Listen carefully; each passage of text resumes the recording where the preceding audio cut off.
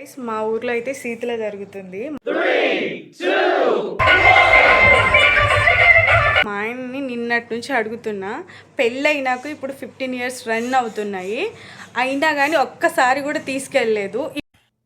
Business బొక్కలేక మేం చేస్తుంటే మధ్యలో ఈడొకడు. ఇప్పుడు తీసుకెళ్ళమంటే ఉన్న కారు ఎవరో తీసుకెళ్ళిపోయారు. మా తమ్ముడు వాళ్ళ కారులో వెళ్దామంటే ఇక్కడ నుంచి అక్కడికి వెళ్ళడానికి 1 hour, మళ్ళీ అక్కడ నుంచి అటు వెళ్ళడానికి 1 hour, 2 hours వేస్ట్ అయిపోతుంది అని చెప్పేసి అంటున్నారు. మళ్ళీ రేపు మార్నింగ్ స్కూల్ ఉంటుంది, హడావిడిగా రావాలి అంటున్నారు. ఏదేమైనప్పటికీ వెళ్దాము, లేట్ అయినా పర్లేదు, వద్దాము, పిల్లలకి తెలియాలి మన సాంప్రదాయం అని నేను అంటున్నాను. చూడండి, మీరైనా చెప్పండి జర. అది అవదమ్మా. చూడండి, ఎట్లా పోతావురా? ఇక్కడ నుంచి మా ఇంటి వరకు ఎవరు కారొద్దు, టైం లేదు. ఎవరు కారు వద్దు కాదులకి తీసుకెళ్ళు. పాప వస్తుంది నాకు, పొద్దు మధ్యాహ్నం అన్నం తినలేదు నేను. వీళ్ళు వచ్చిర్రు, ఆఫీస్ లో అన్నం అయిపోయింది. టచ్ చేసావు, నా గుండెల్ని టచ్ చేసావు. టచ్ లో ఉండు, ట్రై చేస్తాను. ఇప్పుడు పెట్టుకొస్తాను, తిను. నాకు పెరుగన్నం ఏదో మజ్జిగ స్నాక్స్ అయినా తీసుకొచ్చు. 2 నిమిషాలు 2 సెకండ్ సరిపోయారు ఇద్దరును. సాగుతుంది మీకు అలాగా. నువ్వు ఫ్రెష్ అప్ అయ్యిరా, మేము రెడీ అవుతాము, తీసుకెళ్ళు ప్లీజ్. ఏంటండి నేను చెప్తుంది వాళ్ళ ఇంటికి, మా అమ్మ వాళ్ళ ఇంటికి ఇక్కడ కాదు. నుంచి అక్కడికి 500. అక్కడ ఎవరురా నువ్వు? ఇంత టాలెంటెడ్ ఉన్నావు. You are really a god gifted child.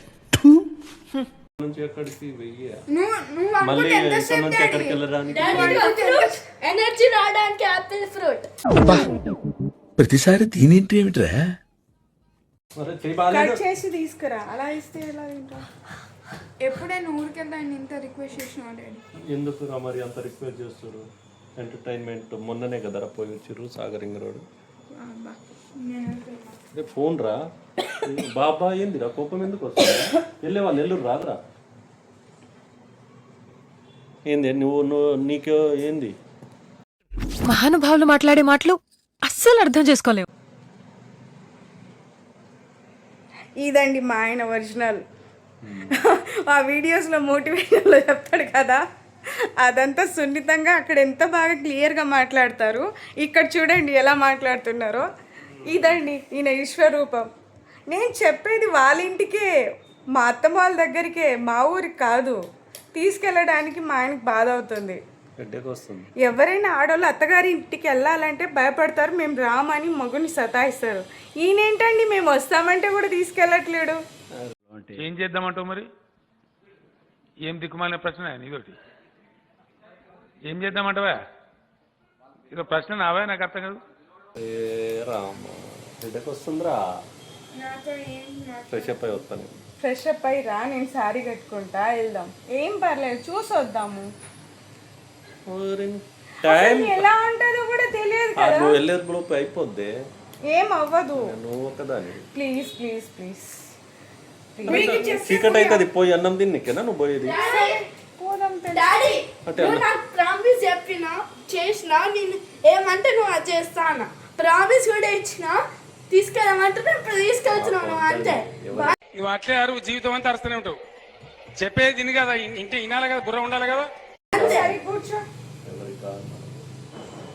ఎవరి కారు కాదండి, మన ఫ్యామిలీ మెంబర్స్లోనే ఎవరు తీసుకెళ్దాం. లేదు అనుకుంటే మీ ఫ్రెండ్స్కి ఎవరికైనా ఫోన్ చేయి కదా. నీకు ఫ్రెండ్స్ లేరా? మన బండి వాళ్ళు తీసుకెళ్ళినప్పుడు అప్పుడు నువ్వు ఫ్రెండ్ అయినా నైట్ ఉరికి రావాలి. ఇప్పుడు తిని పడుకుంటావు కమ్మగా. అది వెళ్ళి పిల్లలకి తెలిస్తే ఏమవుతుంది? కల్చర్ గురించి కల్చర్ అయిపోయాక నువ్వు వెళ్ళేదానివి పొద్దున వెళ్ళి ఇంటికి పోయి అన్ని చేసుకొని చేయాలి. నువ్వు ఆటో ఎక్కి వెళ్ళేది ఉండే, మరి పిల్లలకి స్కూల్ ఉండే, మరి స్కూల్ ఉంటే రాగానే వెళ్ళిపోయేది. నువ్వు మంచిగా మీరేంటో మీ విధానాలు ఏంటో ఇప్పటికి నాకు అర్థం అవరో బాబు. నా జీవితానికి ఏదైనా అసంతృప్తి ఉందంటే అది ఇదే. Bablu boy daddy. చదువుకో. అందుకు వెళ్తున్నాను డాడీ. బాయ్ డాడీ కాదు బబ్లు, ఎలా వెళ్తాం ఊరికి? అప్పుడప్పుడు నేను ఎందుకు పుట్టినానా అనిపిస్తుంది సార్.